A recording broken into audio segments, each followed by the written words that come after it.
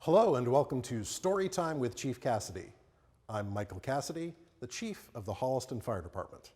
Today, I'm going to be reading A Visit to the Sesame Street Firehouse, featuring Jim Henson's Sesame Street Muppets.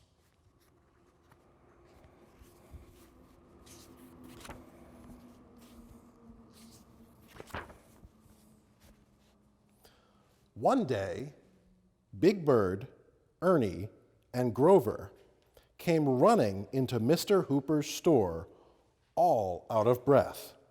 "Mr. Hooper, there's a fire across the street," said Big Bird. Mr. Hooper looked out the window. Little wisps of smoke were coming from the window on the third floor of the empty building across the street. "Stay right here," said Mr. Hooper. "I will call the fire department."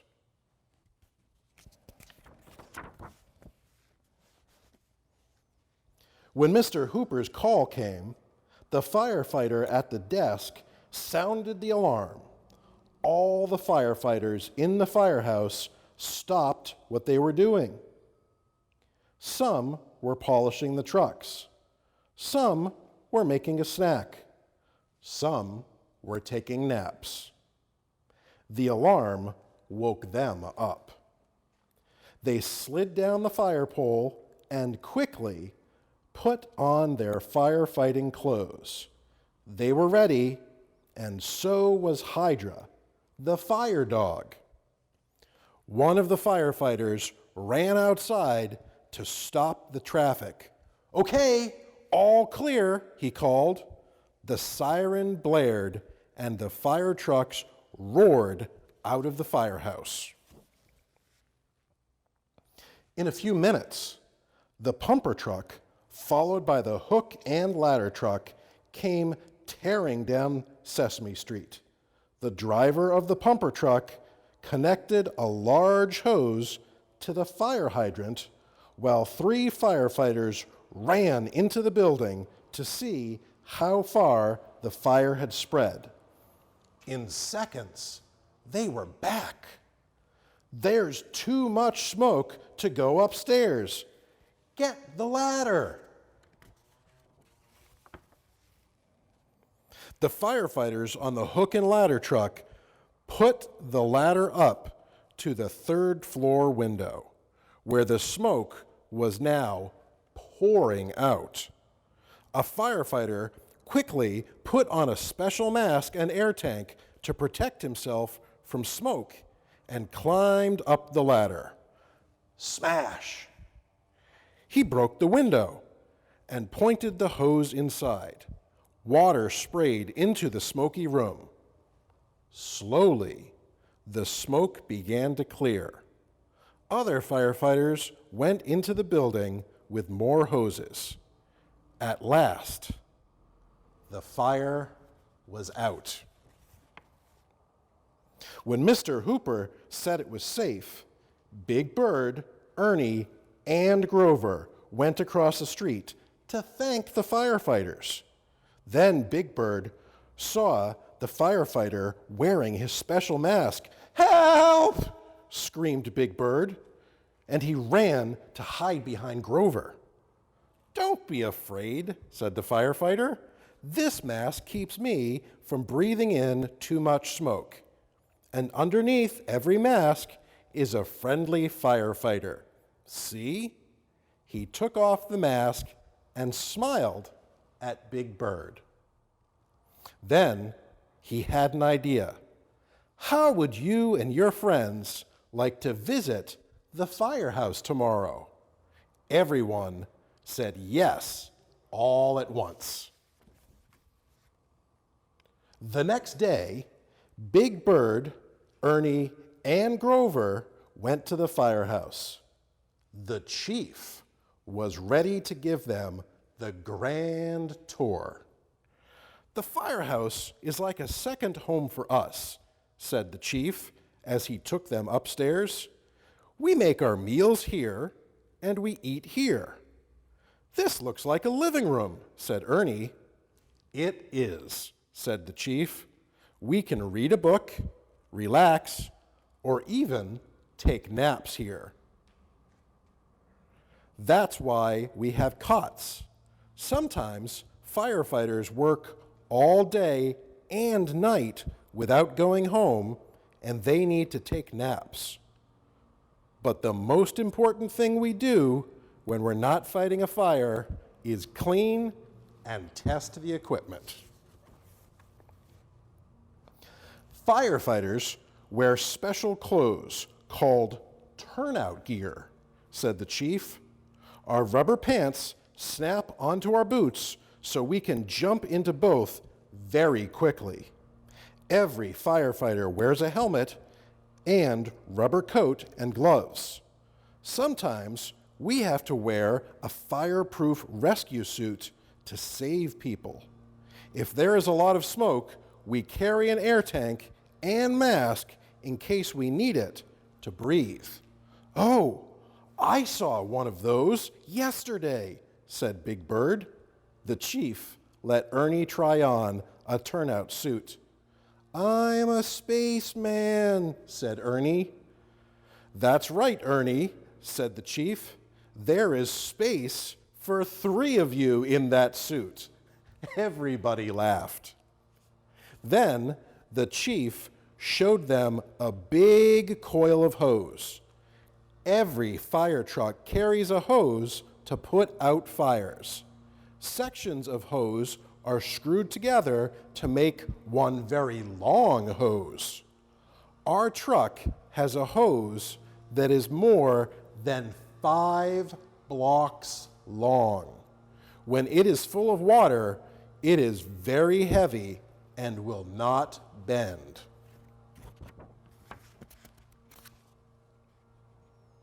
We use a fire axe to smash windows or chop down locked doors to save people trapped inside. Firefighters need lots of special equipment to help them fight fires," said the chief. "Hooks or pike poles are used to pull down ceilings, poke holes in walls, and pry open windows so that heat and smoke can escape. We can get a fire from the outside of a building by using ladders. Some ladders can reach up to the 13th floor of a building. They shoot up from the truck like a jack-in-the-box." "Is water the only way to put out a fire?" asked Ernie. "No," said the chief. "Water won't stop gasoline from burning, so if a car or an airplane is on fire, we use foam. Foam is made by adding chemicals to water. A special foam gun is attached to the roof of a pumper truck, and it shoots foam at the fire. Often, fog is the best way to put out a fire," the chief continued. "Just by turning the nozzle of a hose, a firefighter can make a fine spray like fog or mist come out. It cuts through heat and smoke so firefighters can get closer to where the fire is." This is our longest truck, the hook and ladder truck. It is so long that 2 people have to steer it, the driver in front and the tiller man in back. The tiller man steers the rear wheels to get the truck around corners. Big Bird got behind the wheel in the back. "Hey, everybody, I'm a tiller bird," he shouted. Grover looked at the other trucks in the firehouse. "Why do you have so many trucks?" he asked. "Each one has a special purpose," said the chief. "Pumpers are hose trucks. They are the first trucks at a fire. The firefighters on a pumper connect a short, thick hose between the fire hydrant and the hose on the pumper. The engine on the truck is used to pump water very fast and very hard. The rescue truck goes whenever there is a big fire. It is also sent on special calls to save people in trouble. It carries lots of special tools and equipment. The ambulance also goes wherever there is a big fire. It carries first aid supplies for injured people. It can also take people to the hospital.